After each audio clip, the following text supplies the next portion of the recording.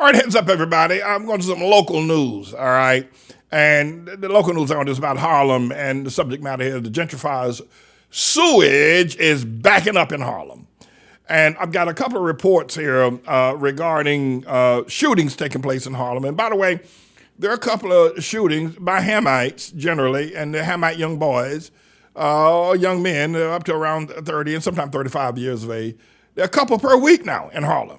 I mean, we haven't seen these kinds of shootings, and mass shootings too, by the way, and attacks, robberies that are happening in Harlem now. I mean, it's just unbelievable the amount of crime that's going off the charts in Harlem. And the reason why I call it the gentrifiers sewage is backing up is because the gentrifiers moved up here thinking they were going to, I don't know, turn Harlem into Beverly Hills or something. I don't know what the hell they thought they were going to do. I'm sure they had in mind, and this is the thing that needs to be clear about what we can be clear about, make no mistake about it.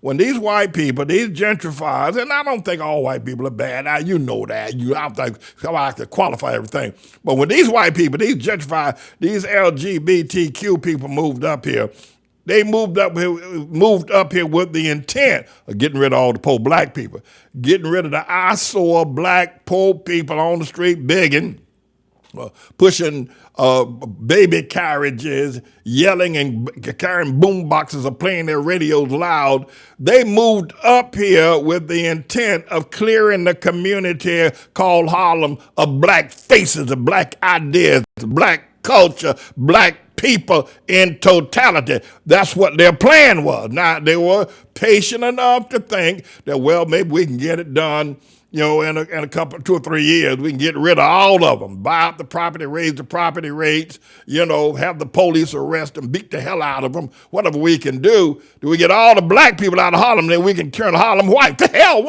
one white real estate developer said, let's change the name of Harlem from Harlem to Soho or something. Did that about 3-4 years ago. But let's be clear. Let's be clear. And I don't think all white folk are bad. We got the largest number of the members of our congregation that support our church and help pay the bills around here are white. So I don't think that everybody's that way. But the ones that moved up here, the gentrifiers, they moved up here with the intent. Listen, listen, you ever heard of white flight? When black people move into white neighborhoods, white people fly. They move to a neighborhood that black people can't afford. If black people get enough money working in movies, the movie star, or working on the base of the athlete, and can move into the new white neighborhood, the white flight where the white people ran into, the white people leave that and move to a more expensive white. They don't want to live around black folk. When the hell ever did you hear a white folk by the gross moving into black neighborhood? That's like people live in heaven and going to hell. No, it wasn't like that for these gentrifiers, these LGBTQ people. I'm telling you what, because here's what they thought. They thought we're going to move up there, but we're going to run them the hell out of there. We're going to cause them to leave. We're going to reverse the flight. We're going to make black people leave Harlem what the hell I can say.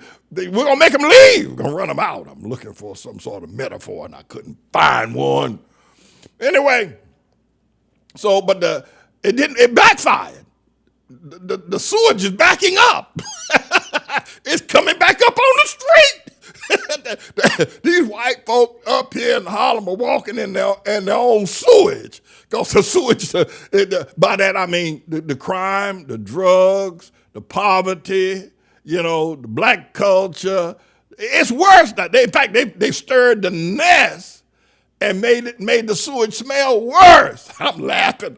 I do declare I have to watch very closely how my relationship with the Lord, because I was saying, well, I'm glad to see these shootings. I can't say that, because that ain't right. That ain't right. But I swear, every time I see or hear about one, I'm thinking to myself, that's going to go, because these white folk, these black people shooting. And it's usually black boys. The other day, here, I just read this article, right? Four shot on Harlem street corner, suspects at large, police say. That's funny. Anyway, 4 men were shot while talking in front of a Harlem bodega Tuesday evening, yesterday. Police said the search for suspects is ongoing. The quadruple shooting, this is a mass shooting. The quadruple shooting happened around 8:15 as the group stood on 141st Street and Malcolm X Boulevard. That's just a few blocks that's just a few blocks from where I'm sitting right now. Reportedly in front of the bodega on the northwest corner. And the four men were shot while they stood at a Harlem street corner Monday evening, according to police. The quadruple shooting. Okay, all right. The victims, whose ages range from 20 to 23, they're the young boys, the young people that I was telling you about the other day. One was shot in the thigh, another was shot in the arm, a leg, and the other was shot in the rear end, you know, whatever. It shot him in the you-know-what. The gunshots were reportedly fired from a passing vehicle, but the NYPD spokesman was unable to confirm this. All right, okay. Here's another one. Watch this. Here's another article. Harlem leaders sound alarm over 125th Street safety issues. 125th Street Business Group is complaining of rising shoplifting, drug use, and recent shootings of a sanitation worker on the job. Leaders of the Harlem Business Group are crying foul. They said we need public safety from the city, said Barbara Askins, president of and CEO of the 125th Street Business Improvement District. She cited shoplifting incidents at businesses like Raymore and Flanagan, Whole Foods, and the restaurant Red Rooster and Corner Social. Most troubling, on Sunday, one of the BID's private sanitation workers was shot while cleaning up work on 125th Street between Malcolm X Boulevard and 5th Avenue. He was shot in the buttocks too. So here, let's be clear. Harlem is not turning out to be, the East Coast Beverly Hills that they thought they were going to make. Don Lemon left. He's living over there on Frederick Douglass Boulevard. And the crime, it's a jungle up here now. It is a jungle. I heard you talking about Pastor Man, there always was a jungle. I heard you. Watch out. Watch yourself there. Watch yourself there. Now, yeah, Harlem is a jungle. These white people don't even come out the street no more. I swear before God. I sitting there looking out the window trying to say, well, somebody white going to walk down the street. Where are they?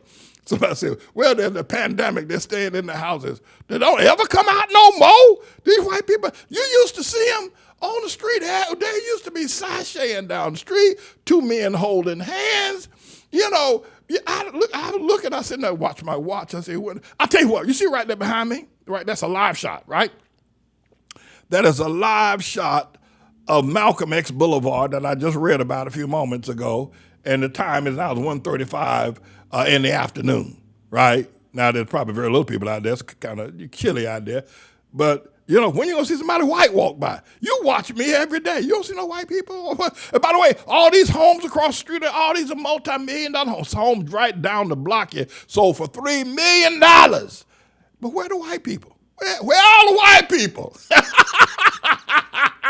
Where are the white people at? They ain't in Harlem no more. What they doing? No, the gentrifiers moved up here. And let's be straight, let's be clear about this. They thought they wanted to get rid of all the churches because they want to get rid of all that jungle activity y'all call church. Tore down the schools, put up some homeless shelter. I swear, I've been living in Harlem for 40 years. I have never seen crime, drug use, and 125th Street, you can't even walk down the street now. And everybody out there on 125th Street is a Hamite. Black, everybody, their mama, their daddy, their grandpappy too. Everybody out there on 125th Street. So where are all the white people? Where are the white people? All the white people, where they hiding? What is this? No, it didn't turn out the way they thought it was going to turn out. I have to tell you that, I'm happy about that. I'm not happy about the shooting. I'm a little bit, just a tad better than that. And, I'm not happy about the drug use. God knows I'm not. No, the poverty or none of that. I'm not happy about it. But I have to tell you, I'm delighted to know this, that the property values in Harlem are dropping. Look at all them black people walking down the street. Where the white people? Where the white people? But the property values of these $1 million houses, and people are selling their property like you won't believe. There was a building across town that went for, it was a Catholic church, a large complex, took up nearly half a block, sold for $11 million. I was telling somebody, said that we should have bought it. I said, nah, first of all, I didn't like the design of it. Maybe we could have bought it, but I'm saying, no, we're going to get them for nothing because the price is going back down again. The price is, don't bring that up, the price is going back down again. And so I think it's important for us to realize that we're going to own this property. I'm not happy about the brokenness. I'm not happy, but the white people, you don't see them on the street no more. And they don't feel safe. All these shootings, you say, Pastor, man, you could be shot. Some of your church members could be shot. Yeah, that's true. That's true. I understand. But I'm going to believe God to these people came up here and put all this money in this community. They brought all these cranes up, built all these high rises up here, and they're going to have to leave pretty soon. I give them another year, 3 years tops, and you won't even be fine. There won't be no white people getting mail in Harlem anymore. And it'll be my job. But I think it needs to be clear that it was wrong. They came up here with the wrong intention. I've never in the history of American neighborhood building see white people by the thousands moving to the black community. I've seen black people moving to the white communities and the white people leave. But I ain't never seen people leave a perfectly safe, beautiful, grass-growing picket fence, white community and moving to Harlem.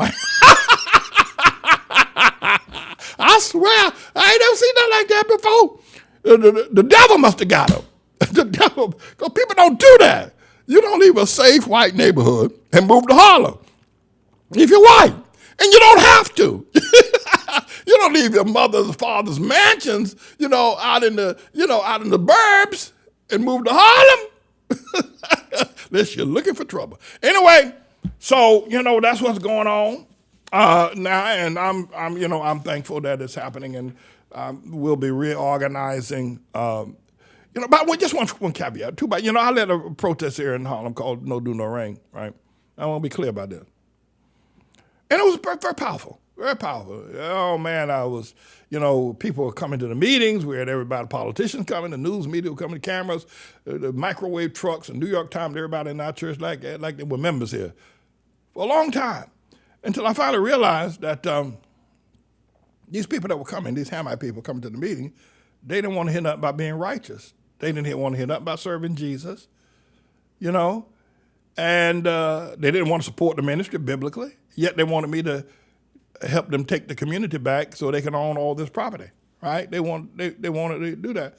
And I realized after a year of talking to them and teaching them and trying to talk to them that they weren't really interested in being righteous. They were interested in God wants this community to be for the righteous. Righteous men and women. You don't have to be black. You're not excluded if you're white. If you're righteous, you're good to go. But I discovered that all these people, they just wanted the property. It was a great program. It was very powerful. It was a protest, a boycotting the entire community economically, and it would have worked. Until I realized after a year that they decided they just want it, but they don't want to serve the Lord. They don't want to give Jesus the glory. I told them to get out my church. Well, get out our church, and not my church, but get out our church. I told them to get out.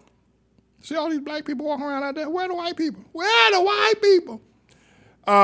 But we will take the community back again. We will be assured about it. We'll take it back again, but only with the righteous. No, we're not going to turn this community over to a bunch of, Black Lives Matter people. You ain't coming up here either.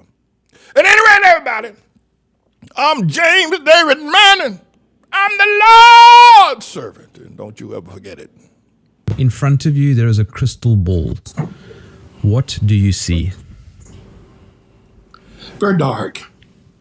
But once the dark itself has done as done in the days of the Bible in the beginning of creation, darkness itself cannot maintain. It is not a consistent, it's not eternal. It just isn't. It just isn't. And in that ball, I see the darkness. But once that darkness fades and it no longer has its power, light will flood and flourish humanity. And Jeremy, I'm glad you asked the question. because I think a large part of humanity, of the unity of humanity on planet Earth, has to do with the dark black man finally realizing where he needs to kneel and pray, what he needs to do in order to be able to integrate himself into society. And as a result of that, it'll bring global peace in many ways. Listen, here in America, politics in America is always about black and white. Republican Party, Democrat Party. Democrats got the black people on their side, and Republicans don't. And all the issues are around race. But once that darkness, that blackness, that is removed as an existential, if you will, part of our existence, light will come. But it isn't going to be easy, and I'm not sure how long. The hair on my arms, Pastor Manning, is standing up just from listening to that. It's a great way to end our conversation. I know that you have to leave. May I say that you are a true gentleman, and it's an absolute pleasure chatting to you.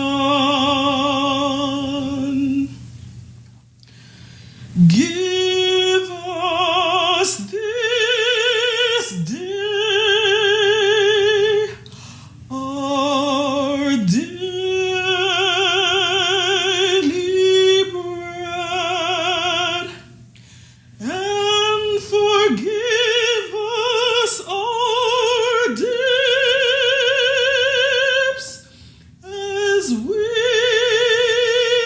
forgive our debtors.